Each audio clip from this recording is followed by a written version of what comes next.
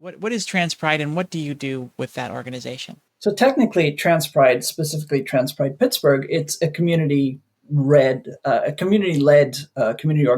here in Pittsburgh. Um, what we're talking about is the TransPride Conference, which is how we're tending to call it these days, although it's technically still the TransPride Pittsburgh Conference, but it's grown to a national level. What it is a collaboration between community organizations, primarily TransPride Pittsburgh and several other organizations, and healthcare institutions. In our case, UPMC, which is one of the big health systems here in Pennsylvania, Children's Hospital, which is where I work, and Weston Psychiatric Hospital, both of which see a large number of gender diverse and trans patients. We came together. Initially, it was Children's and Trans Pride back in 2015, and the decision to do a professional conference alongside a community conference. That was the original model. And then in 2020, we evolved into a combined conference and we grew a much bigger 3-day event. So really what it is, it's a health and wellness focused conference that provides professional education to those working in healthcare and community content from and for the trans and gender diverse community, bringing them all together into a single shared space.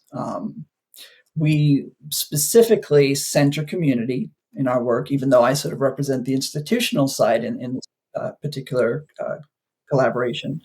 And we also allow community members and their immediate caregivers full and free access with registration to all of the content that we have. The basic philosophy, which is something I've pushed since I got involved, is when we bring community together with the professionals, we can learn from each other and we develop better ideas. And I've seen that actually happen. I've seen that in the work that we do.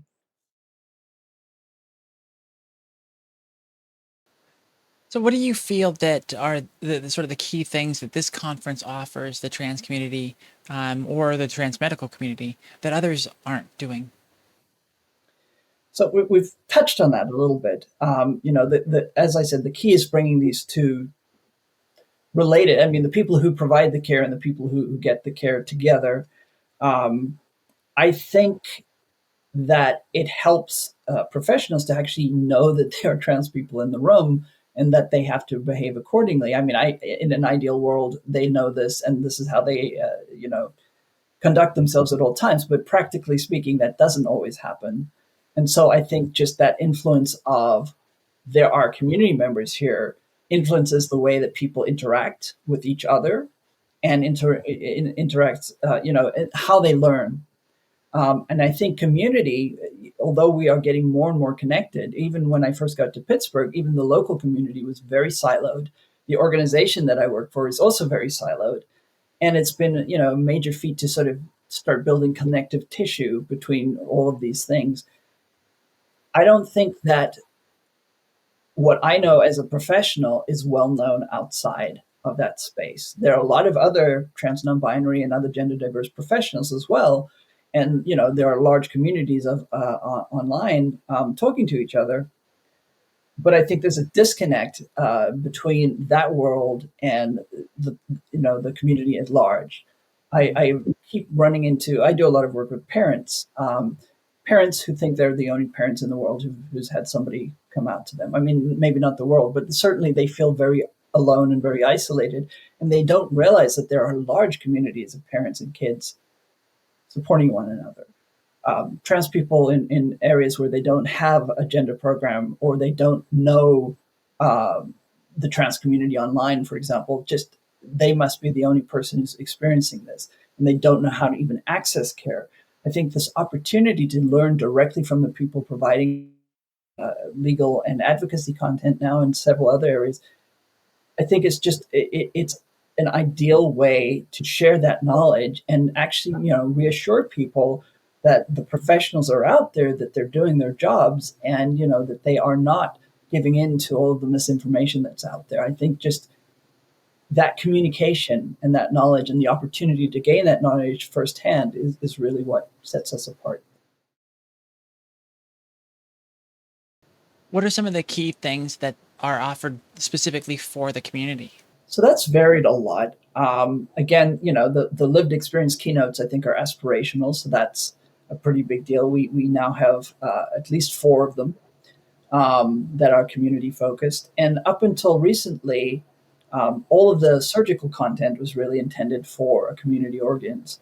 We have one particular surgeon who does 2 90-minute presentations on our Saturday, focused in each session. One is on masculinizing surgeries, all of them, and the other is on feminizing surgeries, all of them. And that's been a very, it's not new, but it's a high point. And the surgeon herself is a community member. So, we have the added benefit of that. We actually specifically try to get as many professional community members to speak as possible. Some of the other content, we have what we call community-only events that are either restricted to community members or, in some cases, specific segments of the community, such as like a top surgery show and tell. It's intended primarily for transmasculine individuals, where people from our community show off their chests.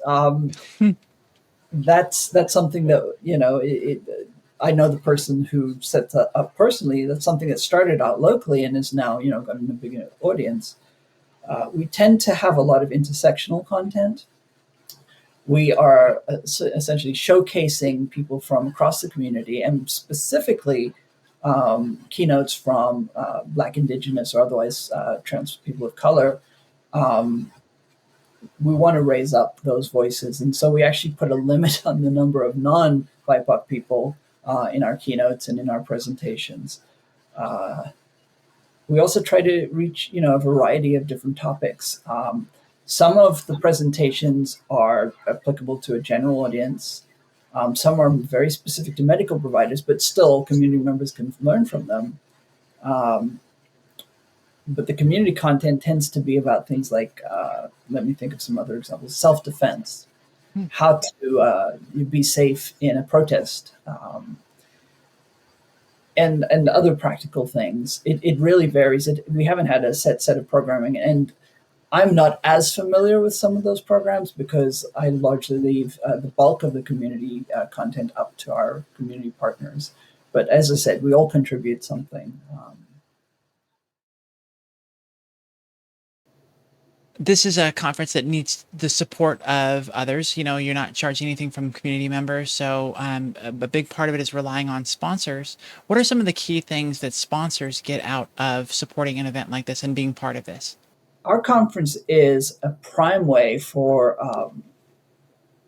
corporate and other entities that support the LGBT community, specifically the gender diverse community, to really step up and say, I'm willing to put my name and some money towards this goal and be seen as a supporter of our community. We're very particular, much like our Pride organizations in Pittsburgh, about going after people and sponsors who have a good relationship with our community. We're not just going to take anybody's money.